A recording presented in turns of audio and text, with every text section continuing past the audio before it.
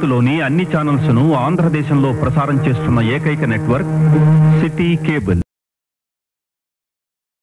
Welcome to city cable news. బులెటిన్ల ముందుగా headlines.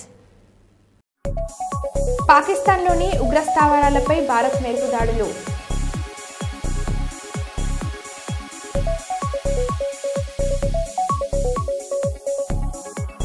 పహల్గాంలో జరిగిన దాడికి నిరసనగా పెద్దపల్లి జిల్లా కేంద్రంలో మాజీ శాసనసభ్యులు గుచ్చుల రామకృష్ణారెడ్డి నిరసన తెలిపారు.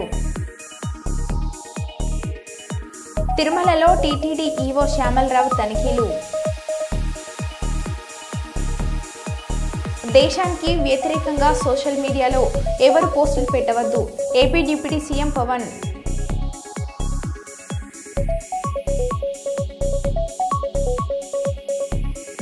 పాకిస్తాన్లో ధ్వంసం చేసిన ఉగ్రస్థావరాల ఫోటోలను విడుదల చేసిన ఇండియన్ ఆర్మీ.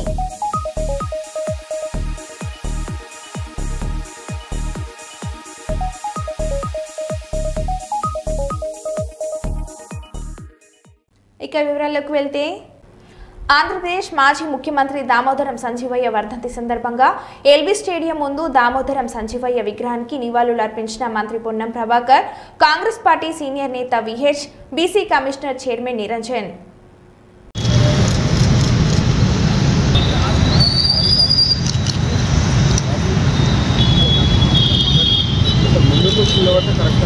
जोहार दामोदर संजीवయ్య, जोहार दामोदर संजीवయ్య, जोहार दामोदर संजीवయ్య.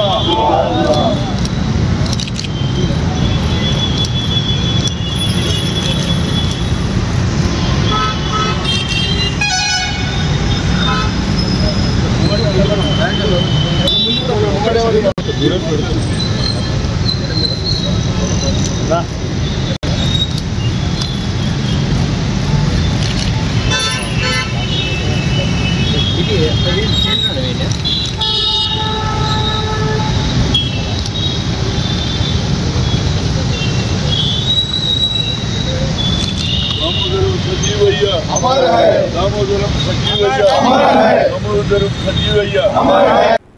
నేను ఇంటికి తిరిగి రావడానికి సహాయపడిన కేటీఆర్ కు జాన్సన్స్ నాయక్ కు ధన్యవాదాలు.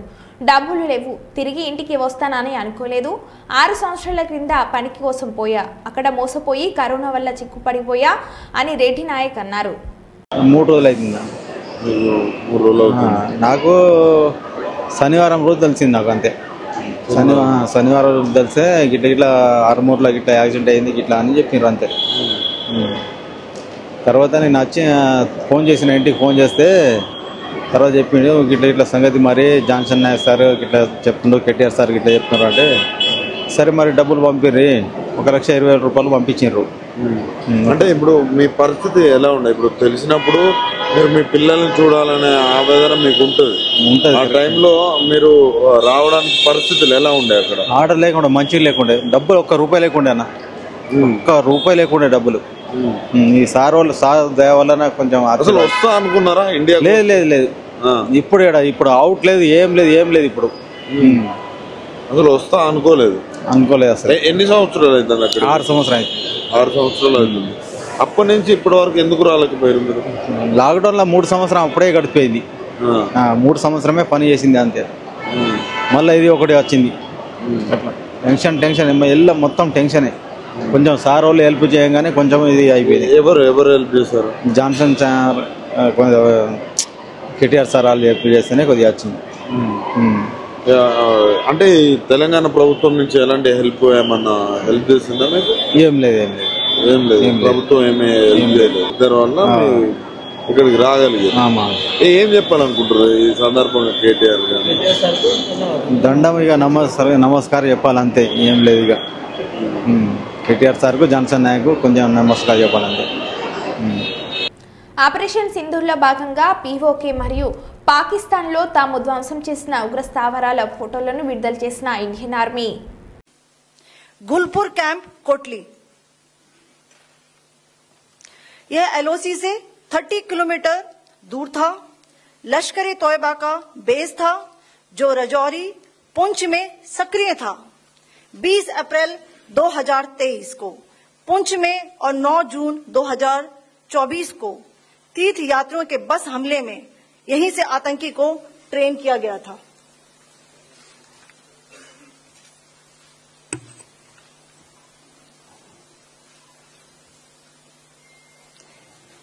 बरनाला कैंप भिंबर, ये एलओसी से 9 किलोमीटर दूर है।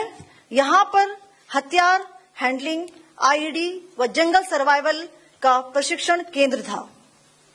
अब्बास कैंप कोटली,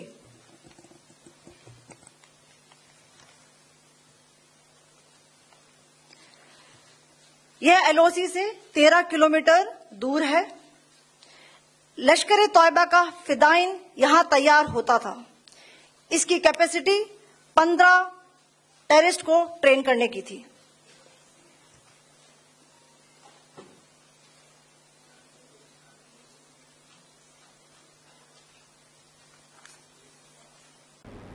మే 20న కార్మిక వ్యతిరేక విధానాలను నిరసిస్తూ జరుగుతున్న దేశవ్యాప్త సమ్మెను విజయవంతం చేద్దామని కేంద్ర ప్రభుత్వం 29 కార్మిక చట్టాలను 4 కోడ్లుగా మార్చి కార్మికులను బానిసలుగా మార్చాలన్న ప్రయత్నాలను తిప్పికొడదామని టీబీజీకేఎస్ రాష్ట్ర అధ్యక్షులు మిర్యాల రాజిరెడ్డి పిలుపునిచ్చారు.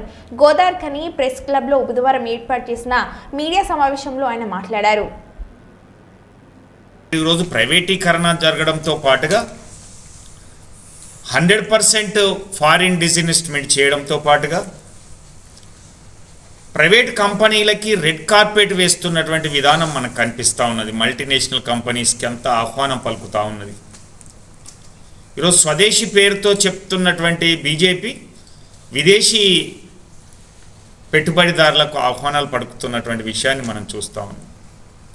అంతేకాకుండా ఈరోజు బడా పారిశ్రామికవేత్తలకైతేంది, పెట్టుబడిదారులకైతేంది అనుకూలంగా కూడా భారతదేశంలో పరిస్థితులను కల్పించి వాళ్ళను ఆహ్వానిస్తున్నటువంటి దాంట్లో భాగంగానే ఈరోజు 29 కార్మిక చట్టాలు ఏదైతే కార్మికులకు అనుకూలంగా ఉన్నటువంటి కొంత మేరకు ఉన్నటువంటి చట్టాలని ఈరోజు వాటిని 4 కోడ్లుగా చేసి కార్మిక వర్గానికి ఇబ్బంది కలిగించడం అయితేంది, యూనియన్ విధానాలకు కూడా ఇబ్బంది కలిగించేటువంటి విధానంతో పాటుగా ఈరోజు గతంలో చూసినట్లయితే 100 మంది కంటే తక్కువ ఉన్నటువంటి కంపెనీలో మాత్రమే హైర్ అండ్ ఫైర్ విధానం అమలు జరుగుతున్నది మనం చూసాం.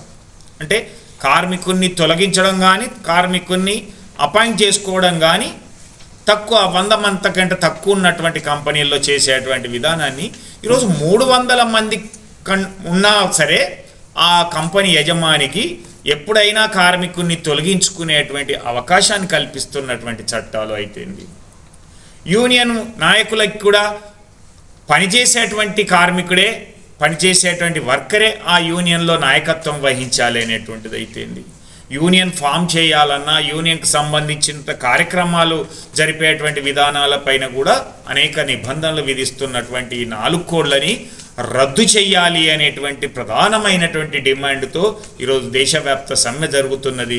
దీన్ని మనం విజయవంతం చేసుకోవాల్సినటువంటి అవసరం ఉంటుంది.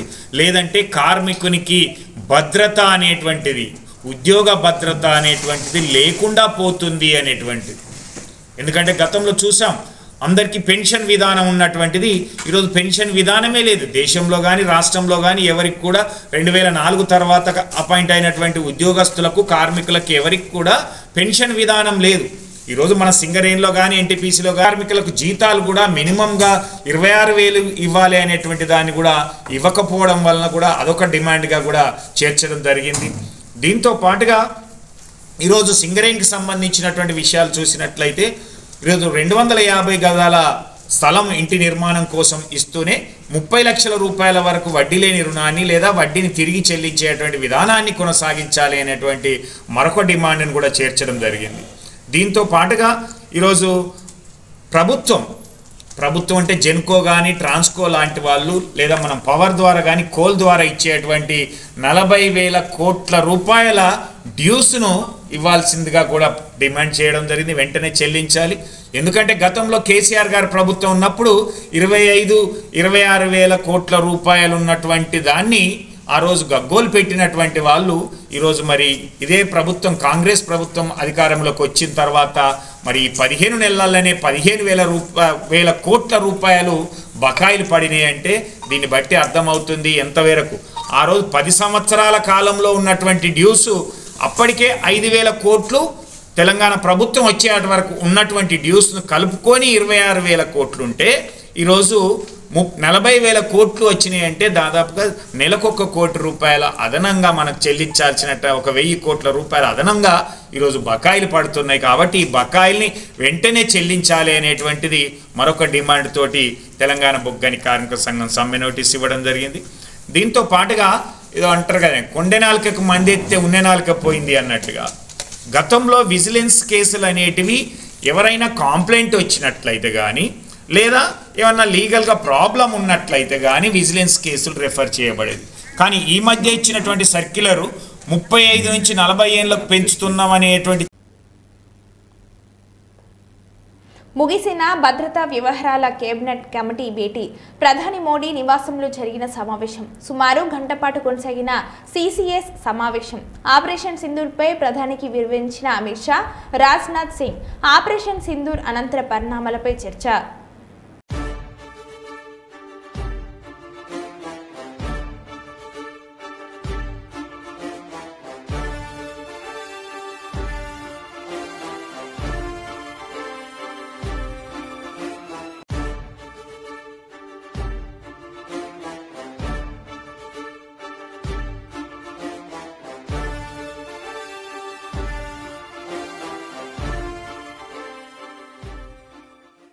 ఆపరేషన్ సింధూర్పై ప్రత్యేక బ్రీఫింగ్ కల్నల్ సోఫియా కురేష్ మాట్లాడుతూ భారత సాయుధ దళాలు 2025 మే 6-7 రాత్రి తెల్లవారుజామున 1:05 నుండి 1:30 మధ్యలో ఆపరేషన్ సింధూర్ నిర్వహించారు.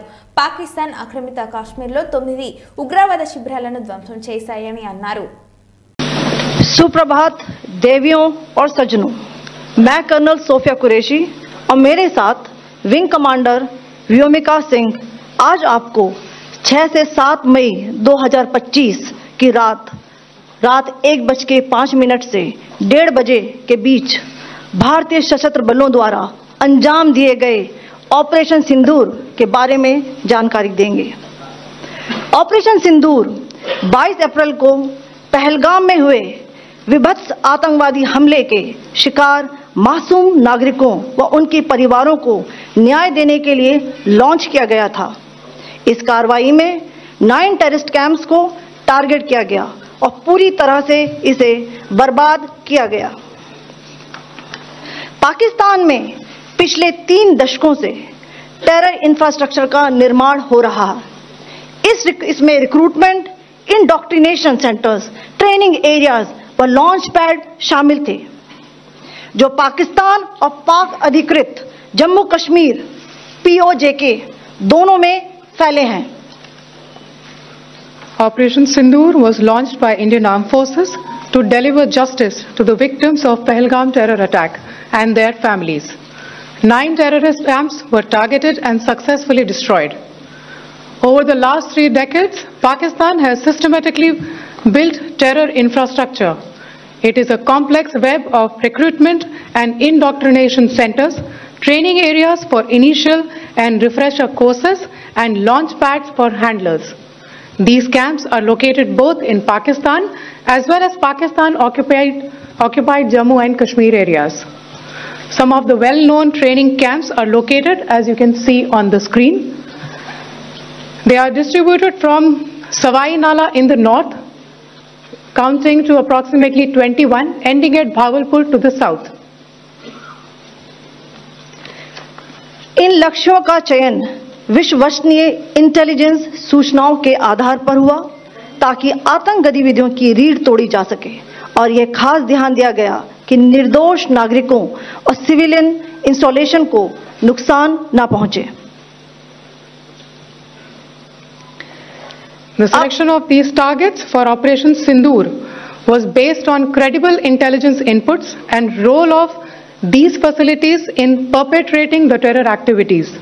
The locations were so selected to avoid damage to civilian infrastructures and loss of any civilian lives. This was done with due diligence, and the camps selected for targeting and their engagement will now be shown to you one by one. Godavarikhani అమ్మ పరివార్ స్వచ్ఛంద సేవ సంస్థ నిర్వహించే gift ఎస్మైల్ కార్యక్రమంలో భాగంగా చిన్నారి చిట్టేటి మోక్ష్ అర్విక్ రెడ్డి జన్మదినం సందర్భంగా చిన్నారి యొక్క నానమ్మ తాతయ్య సునీత శ్రీనివాస్ రెడ్డి తల్లిదండ్రులు విక్రమ్ రెడ్డి సౌమ్య దంపతుల అమ్మ పరివార్ నిర్వహించే గిఫ్ట్ ఎస్మైల్ కార్యక్రమంలో భాగంగా 5 నిరుపేద కుటుంబాలకు నెలకి సరిపడా నిత్యావసర సరుకులు 26 కిలోల బియ్యం బ్యాగ్ను ఒక్కొక్కరికి సుమారు 2,500 రూపాయల సామాగ్రిని గోదార్ఖని విఠల్ నగర్లో గల అమ్మ పరివార్ స్వచ్ఛంద సేవ సంస్థ కార్యాలయంలో అందజేశారు. అదేవిధంగా అమ్మ పరివార్ స్వచ్ఛంద సేవ సంస్థ నిర్వహించే నిత్య అన్నదాన సేవ కార్యక్రమాలకు వారి వంతు సహాయంగా 50 కిలోల రైస్ బ్యాగ్ను కిరాణా సామాగ్రిని అందజేశారు.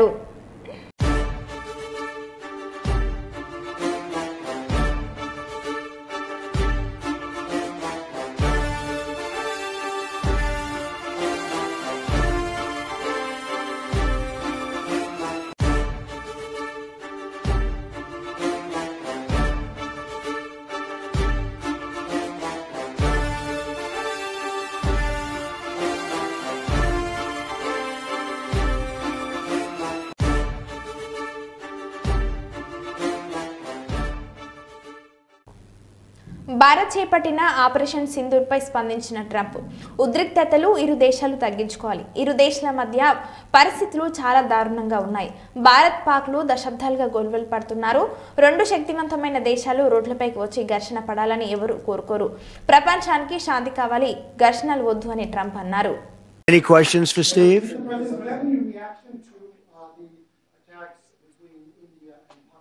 No, it's a shame. We just heard about it just as we were walking in the doors of the Oval. Just heard about it. I guess people knew something was going to happen based on a little bit of the past. They've been fighting for a long time. You know, they've been fighting for many, many decades and centuries, actually, if you really think about it. No, I just hope it ends very quickly. Any questions for Steve?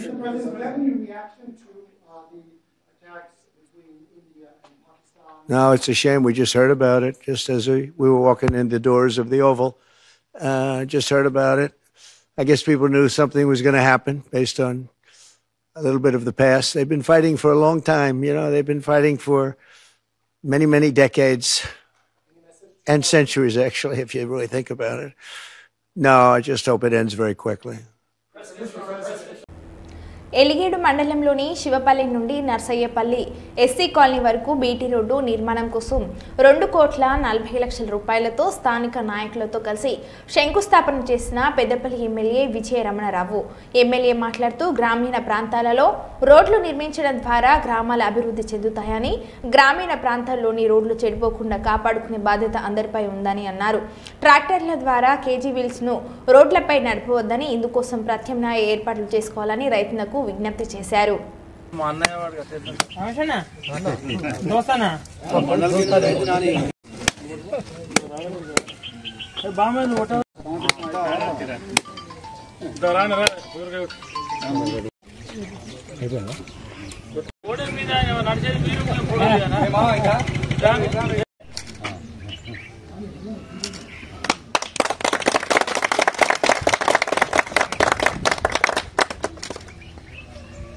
Sir ఒక్క నిమిషం అండి.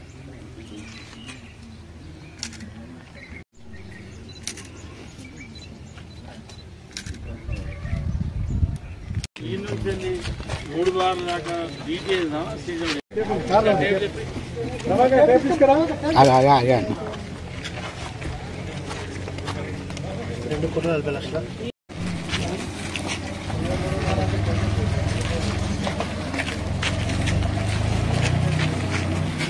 వట్టి అంటే నా విలువంతో మనం బిర్యానీ ఇది PR రోడ్ల నుండి శివపల్లి గ్రామం నుండి నరసాపల్లి మెయిన్ రోడ్ వరకు రాజీవ్ రహదారి వరకు 2,40,00,000 శాంక్షన్ తీసుకోవడం జరిగింది. మరి దానికి సంబంధించి ఈరోజు ఆ పనులను కూడా మనం ప్రారంభించుకోవడం జరుగుతూ ఉంది. ఈ ఎండాకాలంలో మరి ఇప్పుడైతేనే పొలాలు కోసున్నాయి కాబట్టి మరి గతంలో కూడా ఈ 3 బార్ల నుండి అంటే భూలక్ష్మి నుండి 3 బార్ల నుండి మరి చెరువు వరకు, చెరువు నుండి నర్సాయిపల్లి వరకు ఇది గొలుసు తోవ. అంటే గతంలో కూడా ఇది రెవెన్యూ రికార్డులలో కూడా ఇది ఉన్నటువంటి తోవ. గొలుసు తోవ అంటే దాదాపు 33 ఫీట్ల మరి వెడల్పుతో ఉన్నటువంటి రహదారి ఇది. మరి దీంతో పాటు మనం సుల్తాన్పూర్ నుండి అట్నుంచి వచ్చి భూలక్ష్మి వరకు అది కూడా పాత తోవ. మరి గతంలో సుల్తాన్పూర్లో చదువుకున్నప్పుడు కానీ ఈ శివపల్లి గ్రామస్తులు ఇటు గర్రెపిల్ల చదువుకున్నప్పుడు కానీ ఇవి 2 తోవలను మరి అప్పుడు ఇక్కడి ఇన్ని రోజులు ఆగడం జరిగింది. మరి దాన్ని కూడా ఈ సమ్మర్లోనే ఈ వారం 10 రోజులలో ఇది 3-4 రోజులలో ఇది పనులు స్టార్ట్ అవుతాయి. దాన్ని కూడా రాబోయే వారం 10 రోజుల్లో స్టార్ట్ చేసి ఈ మెయిన్ ఏంటంటే సమ్మర్లో ఫార్మేషన్ కంప్లీట్ చేసి పెట్టుకుంటే మళ్ళీ వర్షాకాలంలో వెట్ మిక్స్ చేసుకొని బీటీ రోడ్ నిర్మాణం పూర్తి చేసుకోవడానికి ప్రయత్నం చేసుకోవడానికి అవకాశం ఉంటుంది. కాబట్టి మళ్ళీ ఒకటి ఏంటంటే మీ ద్వారా రైతులకు కానీ రైతు సోదరులకు కానీ విజ్ఞప్తి చేసేది ఏంటంటే ఎలాంటి పరిస్థితులలో కూడా కేజీ విల్స్ పెట్టుకొని రోడ్ల మీదకి రావద్దనేది నా విజ్ఞప్తి. దానికి సంబంధించి త్వరలోనే జిల్లా కలెక్టర్ గారితో మాట్లాడి అన్ని మండల కేంద్రాల మరి ట్రాక్టర్ యజమాన్యాన్ని వాళ్ళ అసోసియేషన్ ఉంది ప్రతి మండలంలో, వాళ్ళని పిలిచి వాళ్ళతో మాట్లాడి చర్చించి, ఎందుకంటే వాళ్ళ కోట్ల రూపాయలతో మనం రోడ్లు ఎత్తా ఉన్నాం. ఆ వేసేటువంటి కోట్ల రూపాయలతో వేసేటువంటి రోడ్లు మరి కేవలం 1000 రూపాయలు పెడితే నట్టు ఫీడ్ చేసుకుని పోతే రోడ్ ఖరాబ్ కాకుండా ఉంటుంది. ఇది అందరూ బాధ్యత వహించవలసినటువంటి అవసరం ఉంది. ఎందుకంటే ఇవాళ మనం వేసుకునేటువంటి రోడ్లు ఒకసారి రోడ్ ఎత్తే కనీసం ఒక 5-6 సంవత్సరాలన్నా చెక్కు చేరకుండా ఉండాలి. ఇలా కేజీ విల్స్ నడిచే వారికి ఏమవుతుందంటే మనం కేజీ విల్స్ నడవంగా అక్కడిక్కడ గీతలు పడతాయి.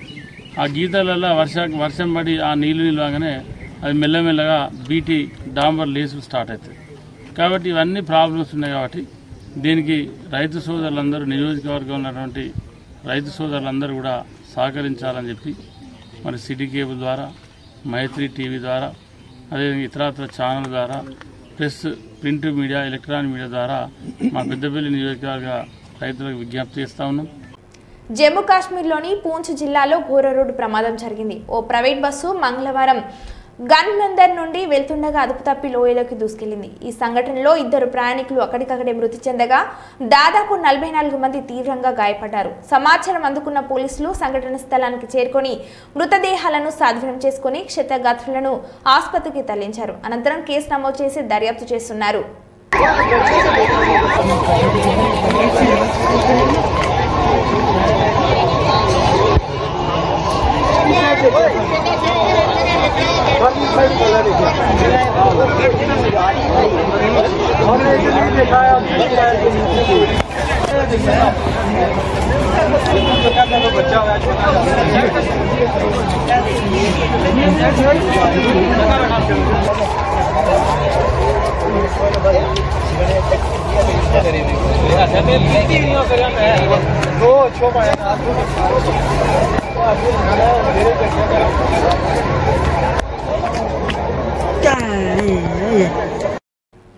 అధికార పార్టీలోకి రావాలని నన్ను అడిగారు. నన్ను కొనాలంటే వాడి బాబులు తాతలు దిగి రావాలి. నేను వేల మంది ప్రాణాలు కాపాడిన డాక్టర్ను. చిల్లర రాజకీయాలు చేయను. రాజకీయాలు ప్రజల కోసం చేయాలి, కమిషన్ల కోసం కాదు. నేను నా గురించి చెప్పుకుంటా, పక్కనల గురించి చెడుగా చెప్పను. నాకు కావాల్సింది నా అక్క చెల్లెళ్ళు, నా రైతన్నలు బాగుండడం అని Korutla BRS MLA doctor Sanjay అన్నారు. ఎప్పుడైనా మంచిని మంచనాలే, చెడుని చెడనాలే. మంచిని మంచనాలే, చెడుని చెడనాలే. రాజకీయాల్లో మన అందరం బతకనికి రాలే. రాజకీయం ప్రజలకు సేవేనికి ఒక విధానం. చాలా మందికి రాజకీయాలంటే కమిషన్లు ఇచ్చుడు, పైసలు తీసుకున్నాడు. డాక్టర్ సంజయ్ అంటే నన్ను కొనాలంటే ఇప్పుడు చాలా మంది నాయకులు పార్టీ మారిండ్రమ్మా. మా ఎమ్మెల్యే, పక్కన ఎమ్మెల్యే, ఒక జగిత్యాల ఎమ్మెల్యే పార్టీ మారిండు. అట్లా చాలా మంది మారిండ్రు. నన్ను కూడా ఒకరు వచ్చి అడిగిండు, మరి నీకు కూడా, మరి నువ్వు కూడా మారుతావా అంటే నేనేమన్నా తెలుసా, డాక్టర్ సంజయ్ని కొనాలంటే వాని బాబమ్మ తాతమ్మ కూడా రావాలని పలికాను. అది నా ధైర్యం. ఎందుకంటే నిజాయితీగా బత్త కాబట్టి. చాలా మందికి నిజాయితీ లేదు కాబట్టి భయపడి అడుగుతారు. నేను నిజాయితీగా బత్తా. మనిషికి 100 మంది ప్రాణాలు కాపాడినా నేను. మీ అందరు తెలుసుంటుంది డాక్టర్ సంజయ్ అంటే ఎవరు. 1000 మంది ప్రాణాలు కాపాడినా. పిచ్చి రాజకీయాలు, చిల్లర రాజకీయాలు నేను ఇప్పుడు చేయను, భవిష్యత్తులో చేయబోను. నాకు కేవలం కావాల్సిందల్లా నేను ఏ రోజు ఆ నాయకుని ఈ నాయకుని తిట్టి బతక. ఇప్పుడు నా గురించి చెప్పుకుంటా. నేను మంచిగా చెడ్డోనా మీరు నిర్ణయించాలి అంతే. నేను వేరే వాళ్ళని తిట్టుకుంటా, నా భోజనం కట్టుకోను నేను. సో ధైర్యంగా ఉంటా, ఎందుకంటే నిజాయితీగా ఉంటా, ధైర్యంగా ఉంటా. 100% నాకు కావాల్సిందల్లా కేవలం నా మహిళలు మంచిగా ఉండాలి, నా రైతన్నలు మంచిగా ఉండాలి, నా యువకులు మంచిగా ఉండాలి, మంచిగా బతకాలనేది నాకు కావాల్సింది. జై తెలంగాణ. మన బులెటిన్లో మళ్ళీ కలుద్దాం. Stay tune.